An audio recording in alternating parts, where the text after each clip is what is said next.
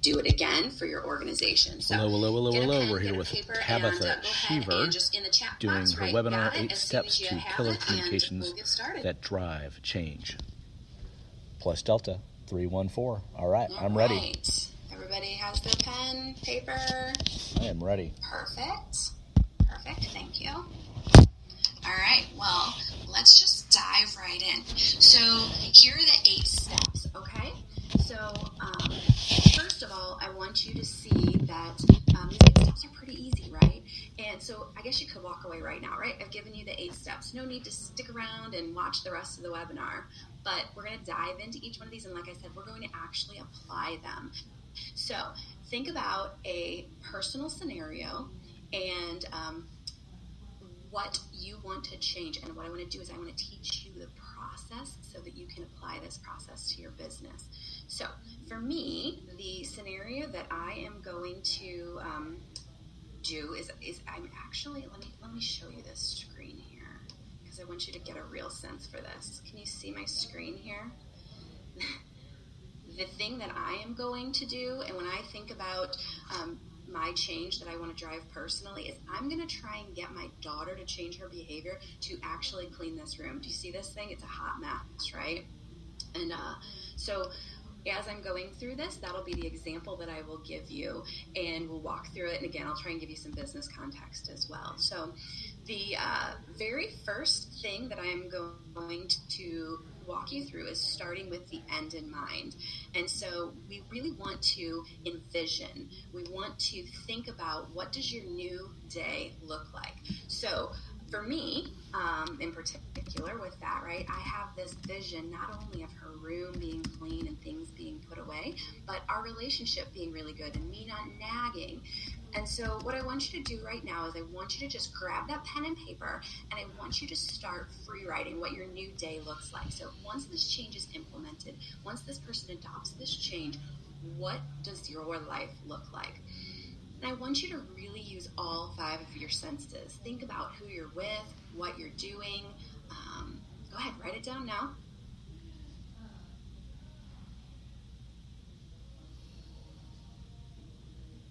And think even about like what your body might feel like when your new day exists, right? So for me, I'd be smiling and my shoulders wouldn't be so tense and I wouldn't feel so frustrated and angry all the time because of that really super messy room. Now, if you were doing this in a business context, same thing, right? You would write down like, oh, when the people were using this new system, they wouldn't be coming to my desk all the time. They wouldn't be bothering me and annoying me, and they wouldn't be frustrated, and people would be really excited about coming to work, and whatever that end day is for the thing that you're trying to change. So go ahead and get all of that written down,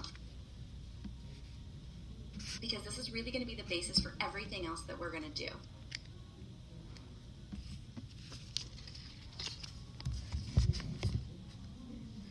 All right. When you have that all written, just go ahead and put a little note in the chat box for me. I'm just going to give you like 1 minute to finish up writing.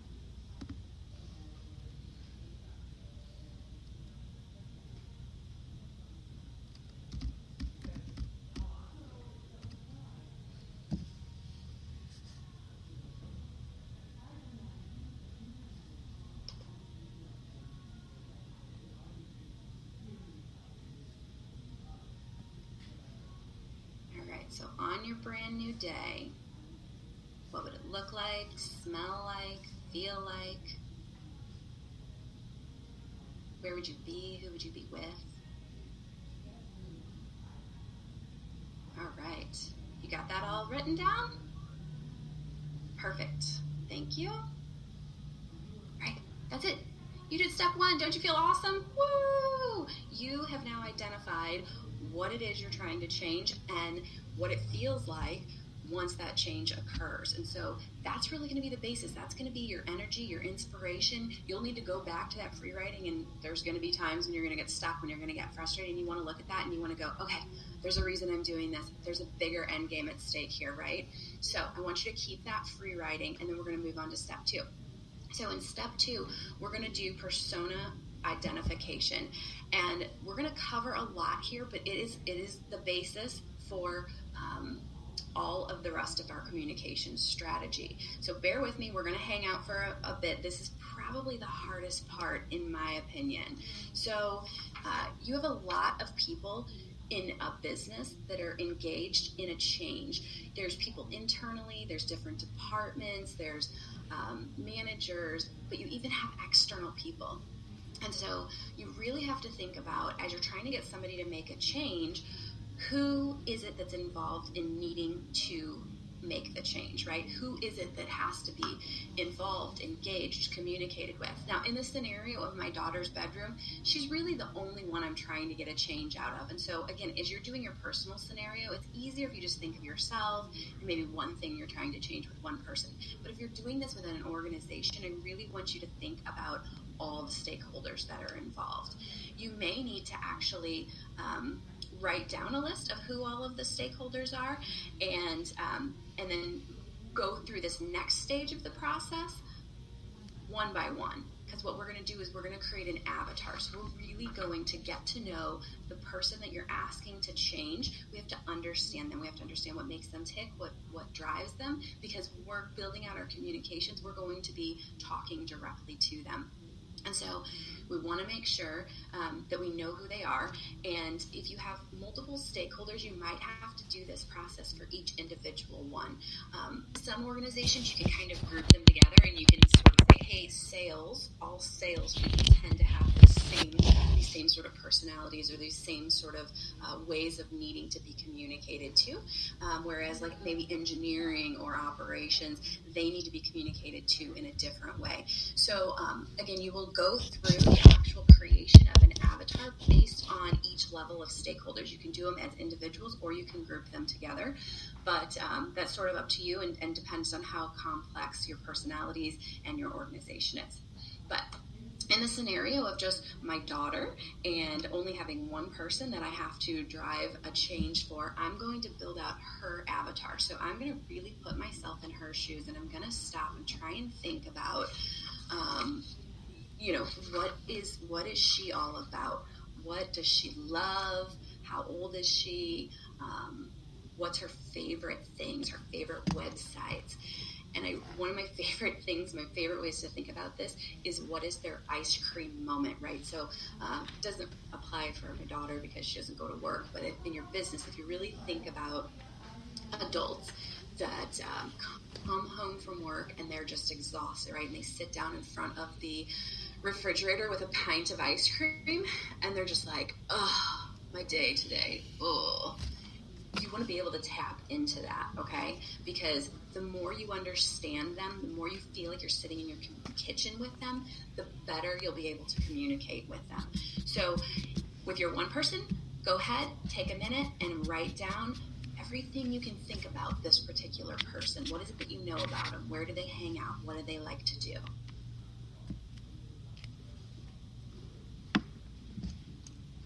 And then you have to take it to the next level and you have to define what's in it for them. So people are motivated by their own get, right?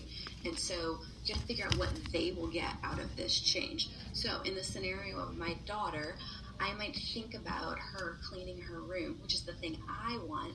I might figure out what she gets out of it. So she gets to be able to find her toys. She gets maybe more toys because now we can easily identify what she has and what she doesn't have. She gets to do dance in her room. Right now she can't dance in there and she loves to dance. That's something that I know about her.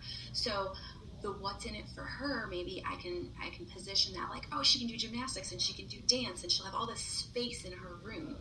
And that helps her visualize how her life is going to be different and easier and better. And so again, in an implementation, in any business change that you're trying to drive, try and think about what it is that's going to make their lives easier. So whoever it is that you're trying to get to make the change, what's in it for them? Why would they want to change? How are you going to make their life easier? Go ahead and take a few minutes and just write that down.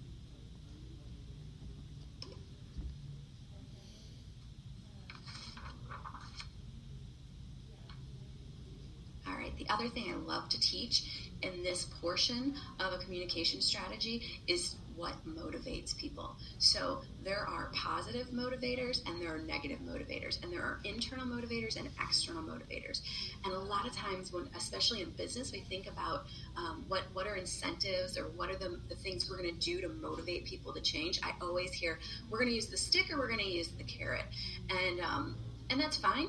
Any one of these quadrants works, but traditionally, quadrant 4 will actually get people to move initially, quickly, but quadrant 2 is the one that is the longest lasting and the most sustainable. So as you're thinking about to kind of try and group these and see if you can find something in each category, in each quadrant, because different people are motivated differently. And so again, as we're building out our communications later, you're going to look back to this and you're going to try and figure out how you can incorporate all of these different quadrants so that you're speaking to different people's motivations.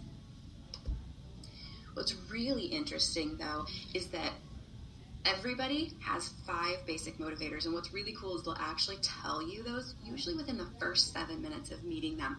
So what I want to do today, just really quick to give you some context here, is teach you the 5 motivators. So the best way to remember this is by using your hand. So thumb symbolizes status. People that are motivated by status think of in terms of thumbs up or thumbs down, right? I'm either doing well or I'm not doing so great. People who are index finger people, they are motivated by security. So if you think in terms of I'm number 1, I've got this, or finger pointing and pointing the blame at someone else, these people are motivated by security. The middle finger, I'm not going to show you this one because, it's not kind, but it's power and autonomy. So if you think about you're driving down the street, somebody cuts you off, you immediately throw the bird, you're trying to take back your power and your authority. People who are motivated by power and authority will typically try and be in control. The next one is relationship, and so of course that's your ring finger. These are the people who are always worried, like, what are other people going to think about me, or how is that going to impact my relationship with someone else before they make a decision on what they're going to do. And then the last one is pinky. So pinky is fairness and justice. So these are the people who are always like, but is that fair? Is that equitable? Has everybody got a stake in the game?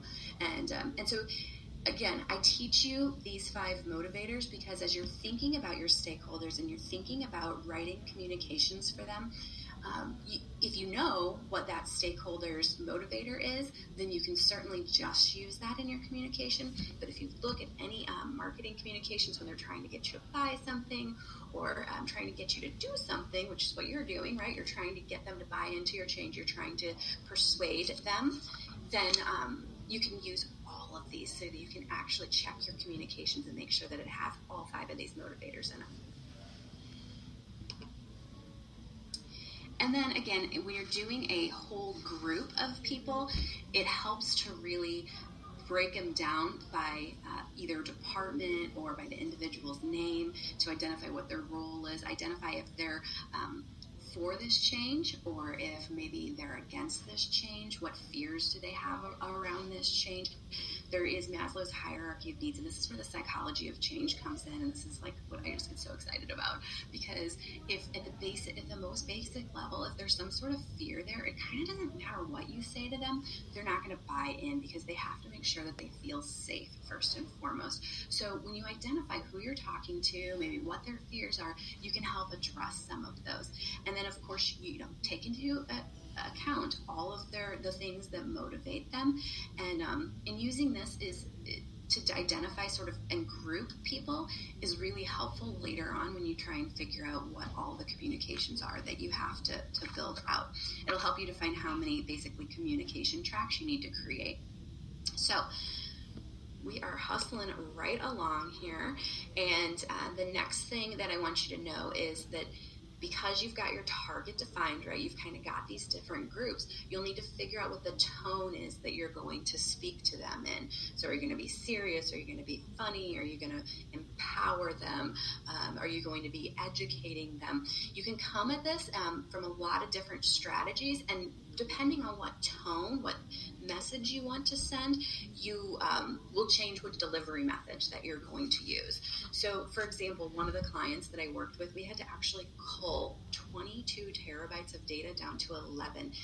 And this was like emails, right? So people were massively holding on. They were so afraid that there was going to be something in their email that they were going to need later. They would lose somehow. And so we put on a really fun contest because the environment just wasn't super fun. It was super corporate. And so we thought, the way to break through the clutter is to do something really fun. And so we put on a biggest loser contest, and our tone was really caring, but it was also super motivational and super fun. And so we put all of these scales, we put them in the elevators, we put them on the walls, and each week we'd actually move the weight to see how much data we had lost. And so collectively we were like on this big giant diet plan together, and it was really super fun. So there's just one example of the tone that you can set with your communications. And if you need to be corporate and you need to be serious, that's absolutely fine. There's plenty of ways to do that too. But it really is about who you're communicating to, and then finding the strategies that are going to cut through the clutter and cut through the noise in their lives. Next step is to actually establish an approval structure. And so this is really where internal communications differs from external marketing. So in my scenario, with my daughter, again, cleaning her room, I probably need to tell my husband what I'm doing, so he's there and he's supportive. Then again, on those little changes, probably not as big of a deal. But I will tell you that unless you have an internal communications team, chances are there isn't a formal approval process in getting internal communications approved. And sometimes it's really actually more difficult because you're communicating with different individuals that have different managers, and then each manager wants to have a different level of involvement or might have a different level of desire for control. So you'll need to find out who wants to review the communications, who wants to approve them, who should they come from, how long does each manager need to review and actually provide the feedback. Failure to do this step will end up in hurt feelings and frustration and timeline delays and politics that you honestly just do not want to deal with. So trust me on this. This is one situation where it's best not to ask for forgiveness later, right? You need to be proactive, and you need to engage the managers now so that they're going to support your message as it goes out. All right, so now that we have identified who we're talking to, we have really thought about what motivates them, what's in it for them. We have figured out who needs to approve our communications. We can actually build out the communications plan.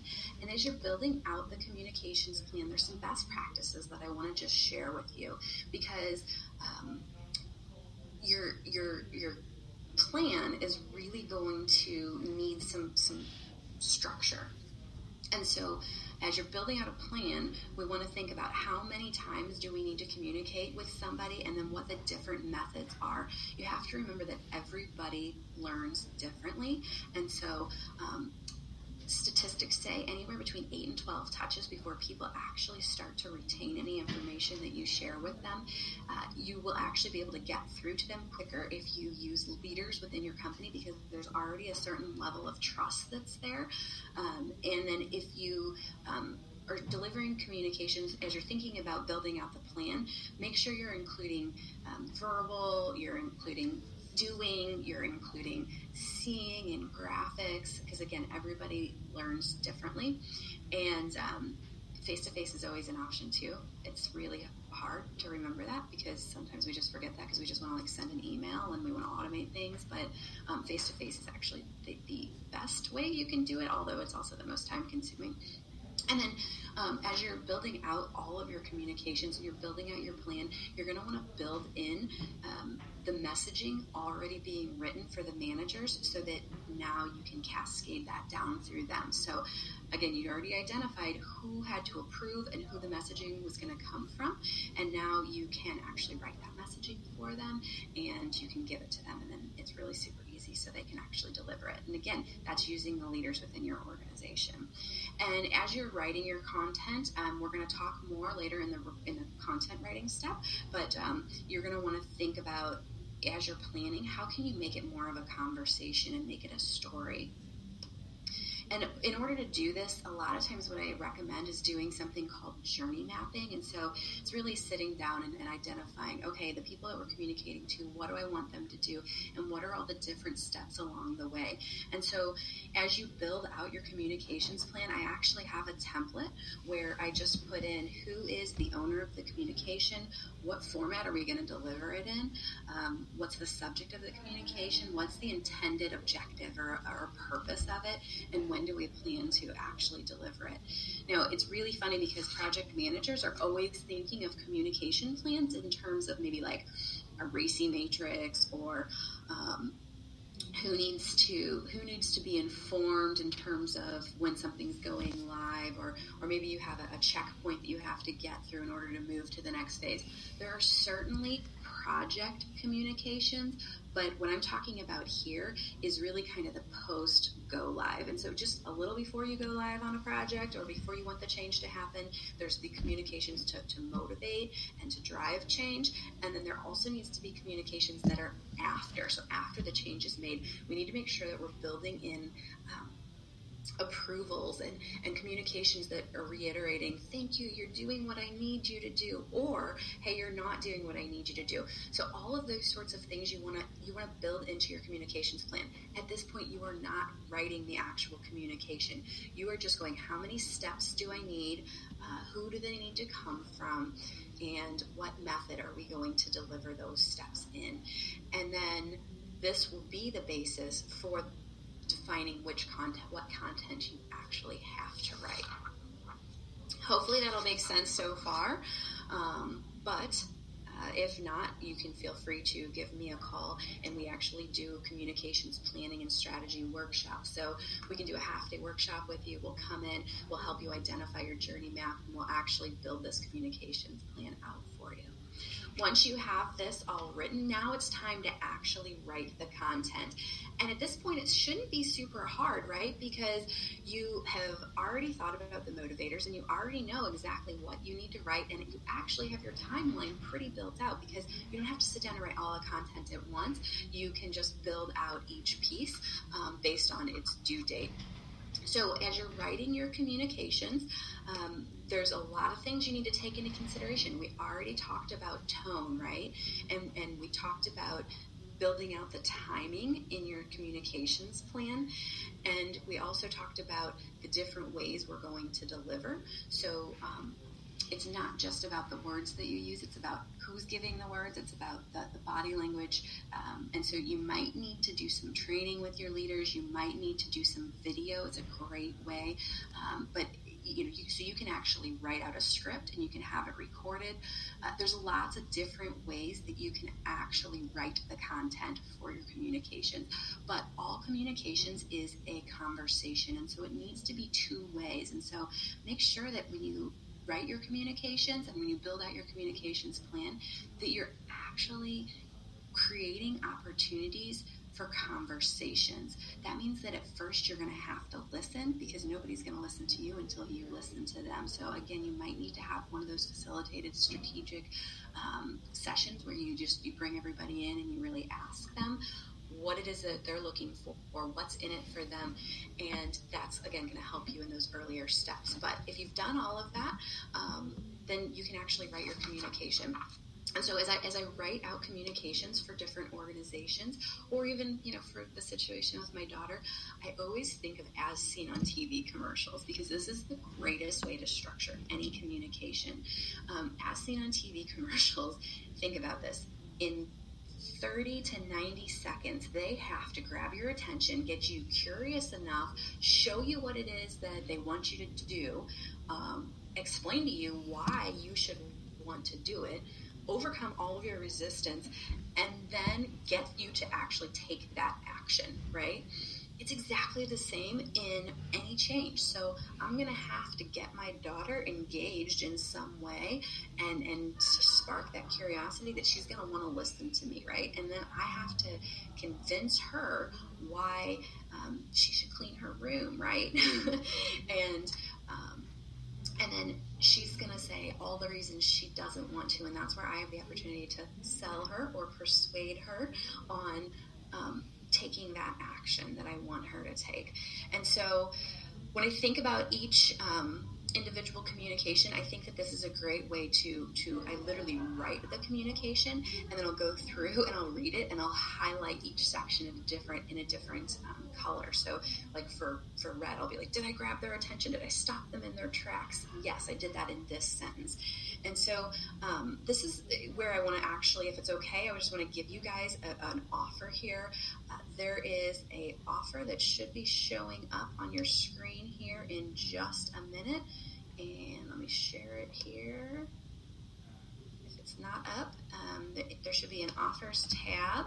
And in the offer, what I'm going to do today is I'm going to extend to you for free a communications checklist and the opportunity to join the change revolution. But the checklist is really what I want you to use. And the checklist is going to help you answer all these questions, and it's going to give you the template so that as you're writing your communications, you can go through and you can just make sure that you've hit all of these salient points. So over on the right, there should be a button. It's only going to be available for 2 hours, and it's only for people who joined today. So if you're on the right, you want to just click on that offers button. There's a link there that says sign me up. You can get signed up today and get that checklist. So hopefully that helps you.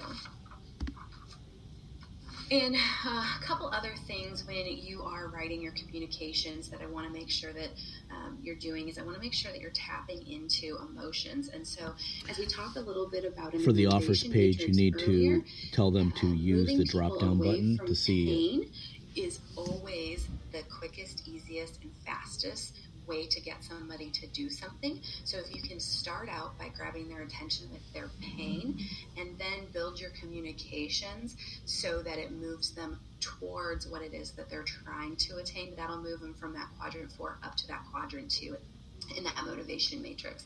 So your communications need to have both away and towards. And so that's why we started this whole thing about with what your brand new day is that vision.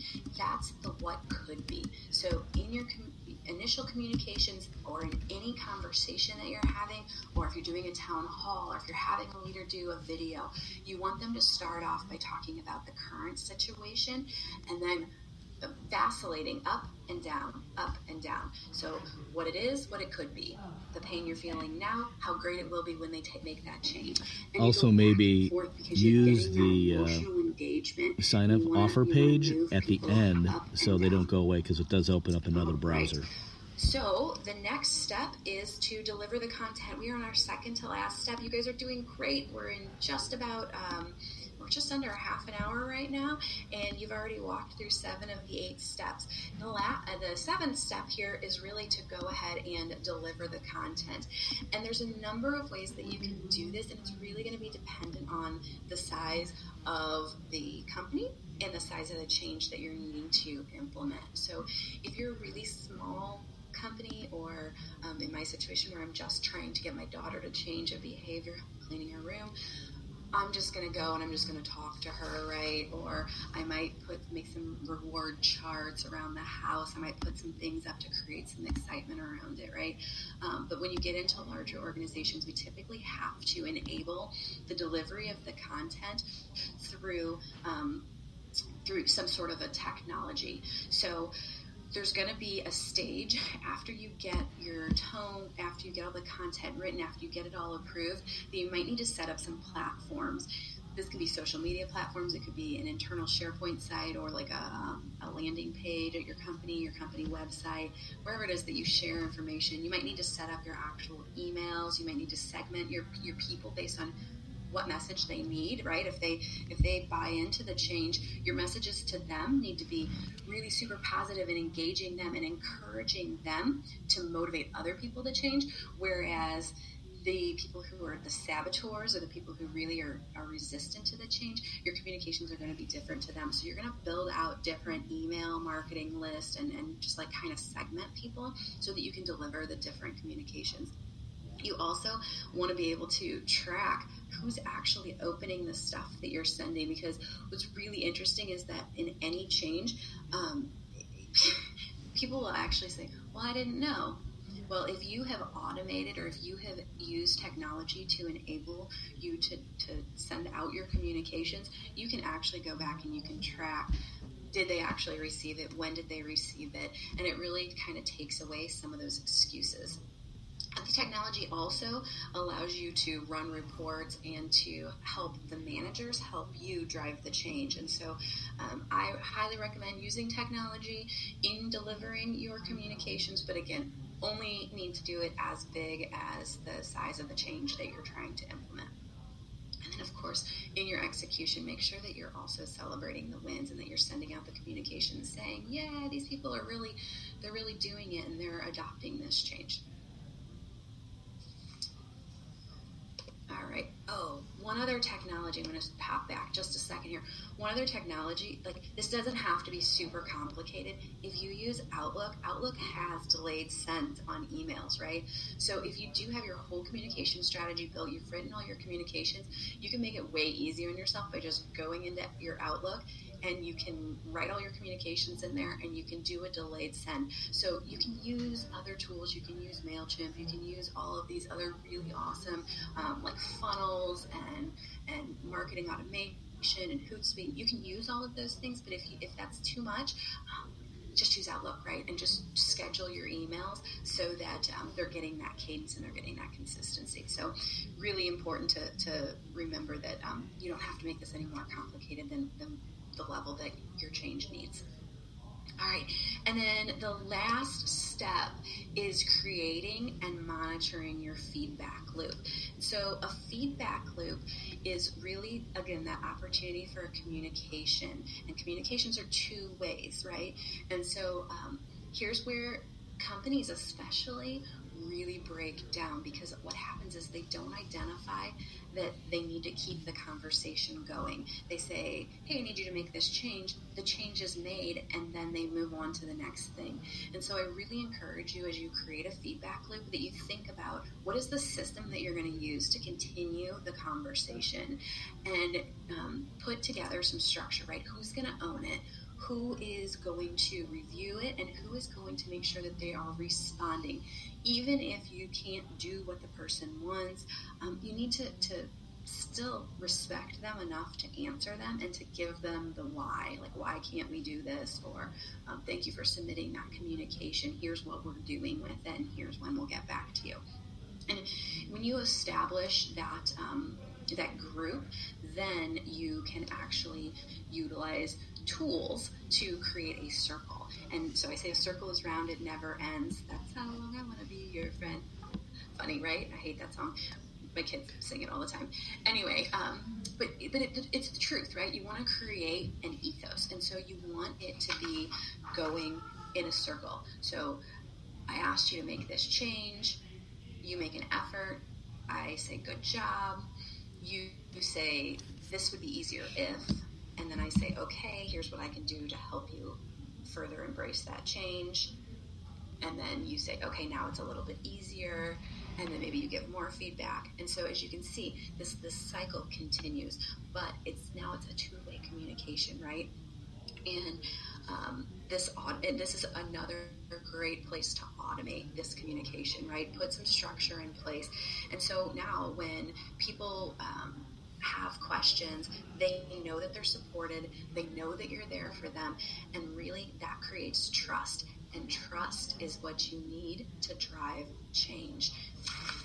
That is the last step. So on all your communications. You're going to deliver them, you're going to test them, you're going to tweak them. So you're going to face resistance, right? Like, I know my daughter isn't just going to go, hey, Mom, yeah, you want me to clean my room? I'll do that. She's going to push back, and that's going to teach me something that I'm going to put back into my feedback loop, and I'm going to tweak that communication, and I'm going to send it back out to her again. And we're going to keep doing that until it drives the change that I'm looking for. So just to recap, these are the 8 steps, and I really want you to think about, any ahas or any key takeaways. If you don't do anything with this information in the next 72 hours, you'll forget it. So it's just like reading a good book. It's great. You get it. You're excited when you listen to it, and then you kind of set it off to the side. So what I'd like you to do is to commit to coming back to this and at least looking back over your notes within the next 72 hours, and then just see what is it that I remembered. And if you need to, you can come back and you can watch this. We will make the recording available for the next week. We are going to put a limit on it because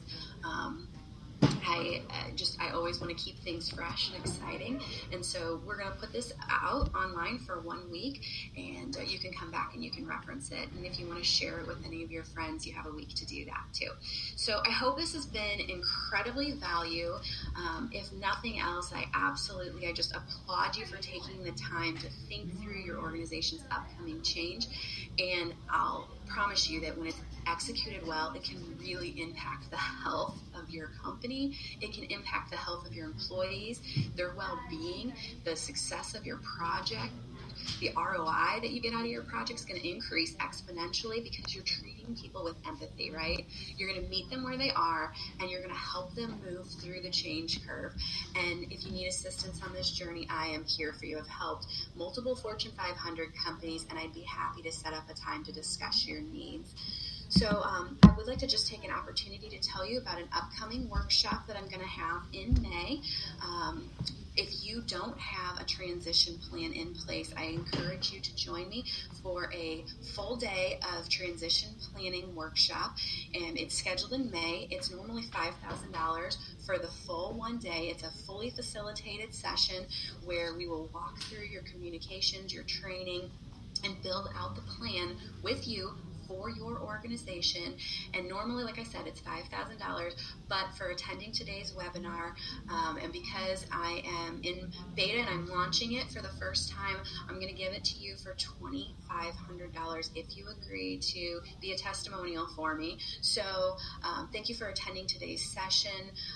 Hope that you would love to participate in the transition planning workshop. If you're interested in that, you can just email me, Tabetha at plusdelta314.com, and we can talk further about that offer. Only going to do that offer for the month of May, so your transition planning workshop needs to be held in the month of May, and then we'll get you ready for your change. So look forward to being able to help you. I hope that you've learned a ton of awesome stuff today, and that you can now take this and you can go do it, right? Don't just learn it, do it, implement it, execute it. And thanks. It was great spending the day with you. Look forward to future webinars. Keep following us at plusdelta314.com.